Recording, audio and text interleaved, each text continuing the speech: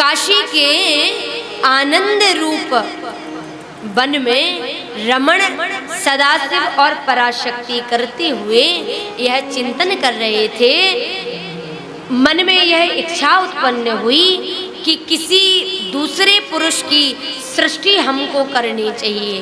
भगवान सदाशिव और पराशक्ति अंबिका दोनों ने मिलकर के यह चिंतन किया, हमको एक ऐसे दूसरे पुरुष की सृष्टि उत्पन्न करना चाहिए जिससे हम जान पाए कि हम स्वयं कौन हैं, जो जना पाए कि हम स्वयं कौन हैं। काशी भगवान का निजी घर है।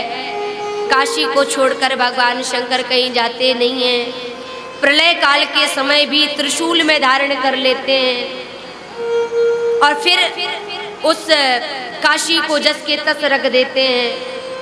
एक बात आपको बताऊं, काशी की महिमा में वहाँ जो चिताएं जलाई जा रही हैं, वैसे अग्नि संस्कार जब चिता का किया जाता है तो वो लकड़ी अपवित्र हो जाती है। उस लकड़ी पर भोजन नहीं बनाया जा सकता, उसमें दोष आ जाता है। लेकिन वहाँ जो चिताएं जलाई जा रही हैं, जलती हुई चिता से उसी लकड़ी को ले जाकर उसी पर भोजन बना करके खा लेते हैं, दोष नहीं लगता, क्योंकि वो भगवान शिव का स्वयं घर है। वहाँ दोष रहित सृष्टि है, वहाँ विकार रहित सृष्टि है। जैसे जगन्नाथ के भात में कोई दोष नहीं देख सकता, कोई घृणा नहीं कर सकता। यदि जगन्नाथ के भात में घृणा करी, झूठा माना, जगन्नाथ की रसोई में झूठा नहीं चलता है। वहाँ कोई भात खा रहा होता है जगन्नाथ जी का पत्तल में, और आपने छोड़ दिया, दूसरा जाकर के उसी को झूठा खाने लगेगा, वो झूठा नहीं माना जाएगा। और यदि उसके मन में भाव आ गया कि ये तो झूठा है, ये अरे बेकार, घृणा आ गया उत्पन्न, उसके मन में घृणा का भाव हो गया, असाध्य रोग हो जाता है। जगन्नाथ की रसोई में झूठा नहीं चलता। और जिस दिन जगन्नाथ की रसोई समाप्त हो जाएगी तो फिर हम सबकी रसोइयाँ समाप्त हो जाएंगी। जगन्नाथ भगवान सभी के पालन पोषण करने वाले देवता हैं। तो काशी की अपनी एक अलग महिमा है।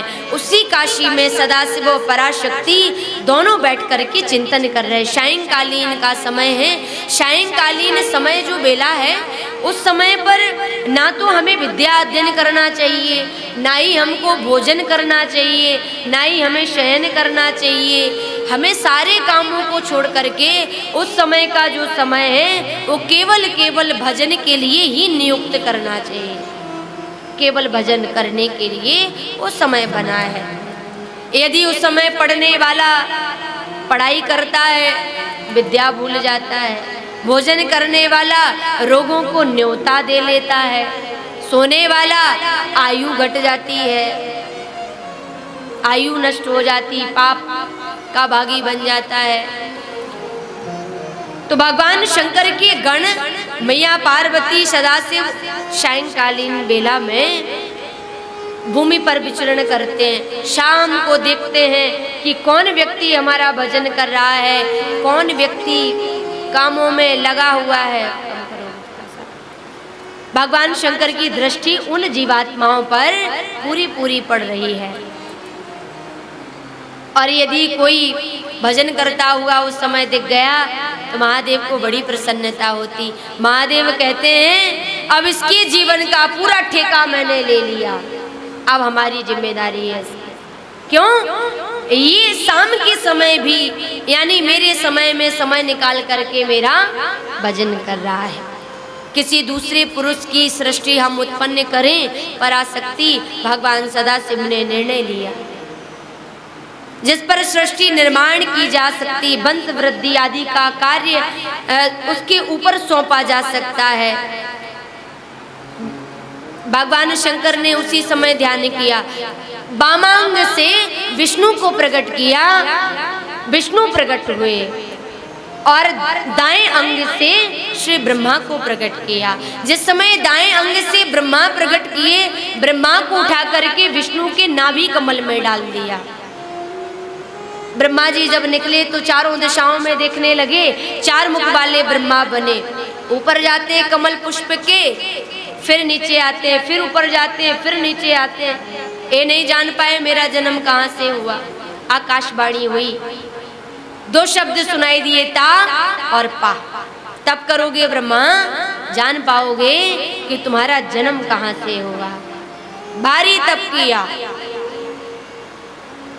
बहुत तप करने पर विष्णु का दर्शन हुआ ब्रह्मा को। अब ब्रह्मा से विष्णु कहें कि मैं बड़ा हूं, और ब्रह्मा जी कहें कि मैं बड़ा हूं। दोनों में झगड़ा होने लगा। अपने आप को सर्वोत्तम मान करके दोनों झगड़ने लगे। मेरा जन्म हुआ पहले तो मैं बड़ा हूं, ब्रह्मा तुम बाद में आए हो तो तुम छोटे हो। दोनों में बल बराबर था। उन दोनों के बीच में उसी समय एक स्तंभ का प्राकट्य हुआ। एक स्तंभ आकर बीच में खड़ा हो गया। वह स्तंभ कोई साधारण स्तंभ नहीं था, वह ज्योतिर्लिंग काल रूप स्तंभ था। ज्योतिर्लिंग काल रूप ने कहा, पुत्रों तुम दोनों ने तपस्या करी, तुम दोनों ने साधना करी, इसलिए सृष्टि और स्थिति पालन, ये जो 2 नाम है ना, इन दोनों कार्यों को मैं तुम्हें सौंप देता हूँ। एक पालन करेगा और दूसरा विस्तार करेगा। ब्रह्मा को विस्तार करने का कार्य सौंप दिया और विष्णु को पालन पोषण करने का कार्य सौंप दिया। किसने आज्ञा दी? काल रूपी स्तंभ ने, ज्योतिर्लिंग स्वरूप स्तंभ ने। तो ना तो विष्णु बड़े हुए और ना ही ब्रह्मा बड़े हुए। वह काल रूप स्तंभ उनको आज्ञा दे रहा है कि अब आपको सृष्टि में विस्तार करना है, सृष्टि में पालन पोषण करना है। ये सदा शिव की ही आज्ञा से संभव हो सकता है। अर्थात ये कार्य छोटा नहीं है, ये कार्य संभव नहीं है।